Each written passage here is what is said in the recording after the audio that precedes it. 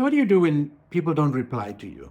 We've all been there. We've all sent the message to the pretty girl on Instagram, or to the handsome guy on Instagram, or we've sent a message for our business, a cold email. We've sent maybe a DM for our business, or we're on Tinder. We match with the person.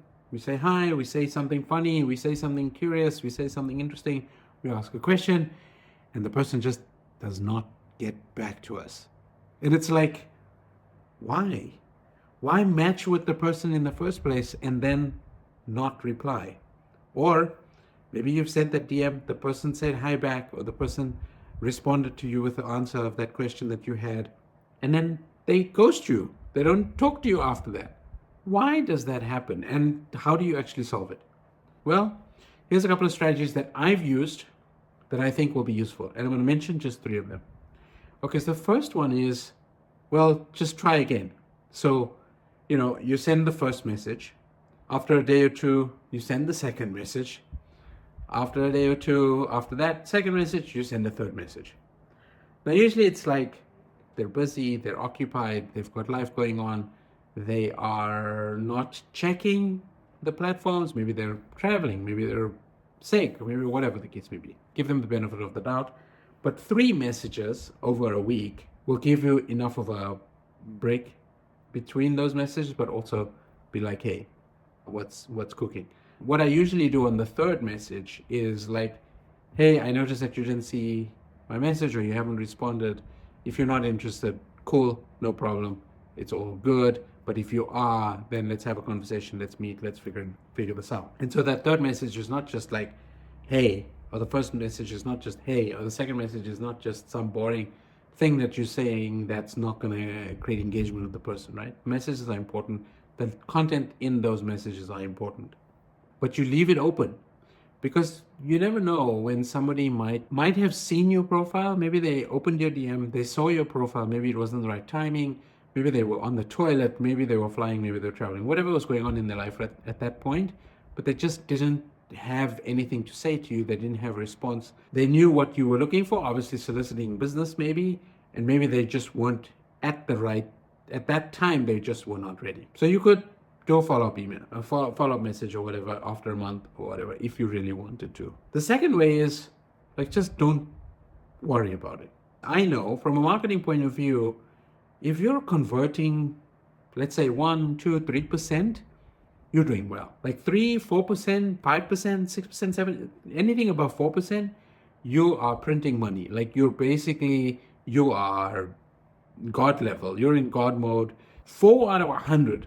So that's 4%. That means maybe you have to send 100 messages and only 4 people are going to get back to you on the low end, right? Now DMs, direct messages, emails, they have higher response rates. So like email, maybe you're going to have 20%, 30%, 40%, 60% open rates, and then maybe 1% or 2% in terms of click. If you have a relationship with the person, obviously your open rates are going to be high. Like how many messages have you sent to your mom that she just hasn't responded to? No, because she knows, likes, and trusts you. Obviously, she loves you. She's your mom. She's going to probably get back to you. Now, depending on the depth of that relationship or the depth of connection that you have with the person, that's going to affect that. The third thing I would do is have a look at the group of people that you're targeting, the people that you are interested in or that you think might be interested in your product or your service, and maybe make a few changes, because maybe the messages you're sending and the people you're sending them to is just not the right match. Maybe what you do versus what you think they're looking for is not the right thing. Let me give you an example. So on Tinder, if you've paid for Tinder or you've got an account where you can adjust your filters, you can specify whether you want to meet girls, obviously in a specific location, with a college degree or a university degree, or somebody who's got kids or doesn't have kids, or there are different filters so that you can basically find your match, find the person who would jam with you. You don't just open Tinder and just default the filters and then just swipe. You have to be strategic about who you're looking for, because that's going to give you a higher rate of success. And if you don't have any success, or maybe your success is low, change the filters, and you're going to change the type of people you see, and you're going to change the matches you get, and you're going to change the quality of the person that you're going to meet eventually for a date. So from a marketing point of view, it's all about testing. It's about who's your audience, what type of messages are you sending, how frequently are you sending those messages to get a follow-up, and then don't worry about it, because 4%, 5%, 10%, 20%, there's a percentage of people, majority of those people are not going to respond, even if you match with them. Even if you think that this girl will be the perfect person for you, or this client will be the perfect client for you, it doesn't matter, right? And so at the end of the day, it comes down to you being okay in your own skin, accepting that by them not talking to you, it's not a personal attack on you. It's not that you're not good enough. It's not that you're not good looking enough. It's not that you don't have the right product. It's not that you are an issue. There's external things going on in the world. Timing, sickness, budget constraints. There are so many external factors that interrupt our day. Just think about it as a human being. You're getting messages, you're getting DMs, you're getting emails, and you're not responding to every single one. So why do you expect the people you're talking to, the people you're trying to get business from, the people you're trying to date, why are you expecting all of them to get back to you?